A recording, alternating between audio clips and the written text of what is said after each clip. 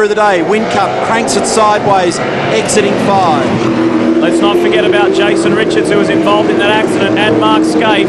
They came from the last 2 positions on the grid. Whoa, Murphy on the inside. Good move on Dumbrell. Threw it in there. It went sideways. Wasn't the quickest way through, but he did get the position. Now Dumbrell comes back. It's a drag race. And Ingles swerving in the background, looking for a way through. And right in behind them. Oh, 2 by 2 through there. Murphy in the wall. No. Murphy and Skaife into the wall. That's 2 days for Skaife at turn 8.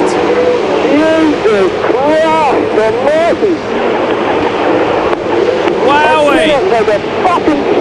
And we apologise for the language, but you can understand the intensity and the shock and despair. That is 2 from 2. You could see that coming a mile away. And Mark Skaife is not a happy man. Greg Murphy and Paul Dumbrell were fighting over real estate. That's Matty Crawford talking.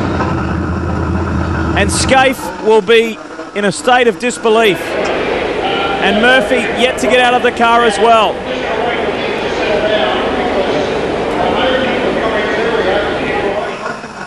They're looking in the rearview mirror, checking that it is safe to get out of the car. Everybody was told clearly in the driver's briefing, turn 8, unless you are wheel-to-wheel side-by-side, it's a one-line groove. Watch this. There could be some words here because the radio chat,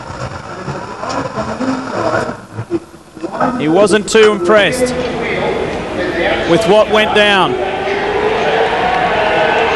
Mark acknowledges the crowd.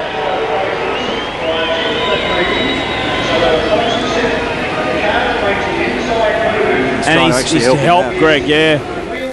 I don't think Greg's well.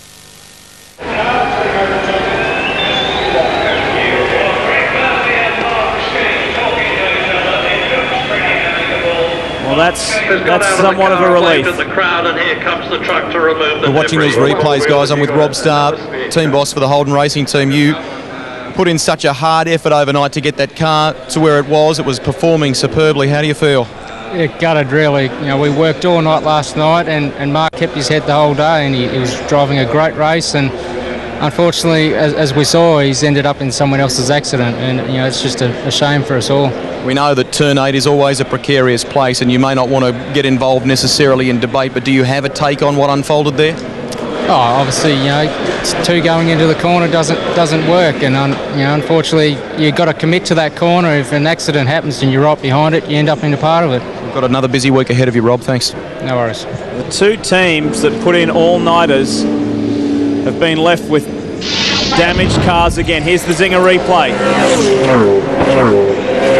And Murphy out in the dirty stuff, and Skaife was the next car in line.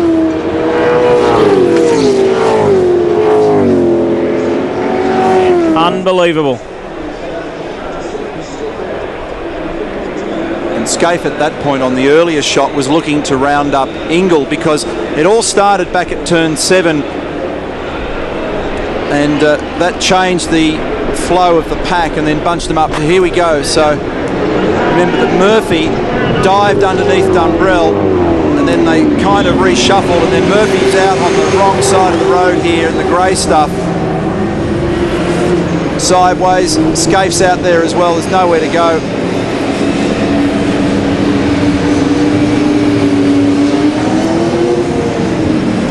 And it's actually back at turn 7 where Greg went underneath Dumbrell. Fast entry, slow exit. Dumbrell came out the other side and got underneath him. And what happened at turn 8 was as a result of all that.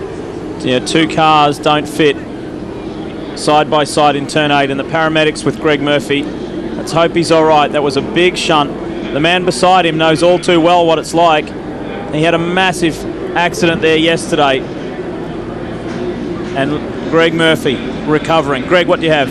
With Larry Perkins Lee at Jack Daniels Racing. Give us your assessment and what you thought.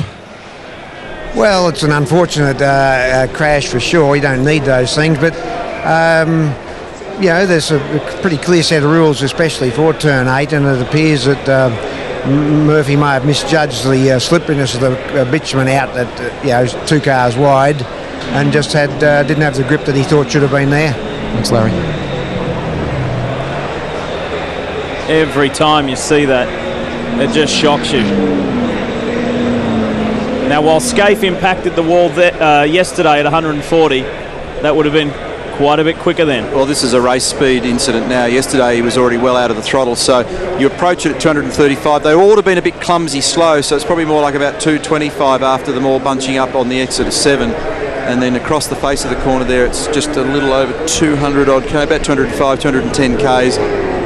Watch the way that Murphy's car does a double slap on the wall.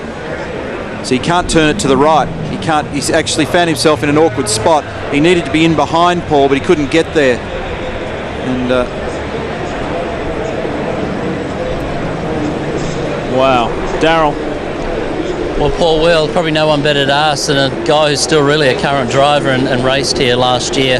Disappointing day though, both cars now out in a lot of work. But what's your take on that incident?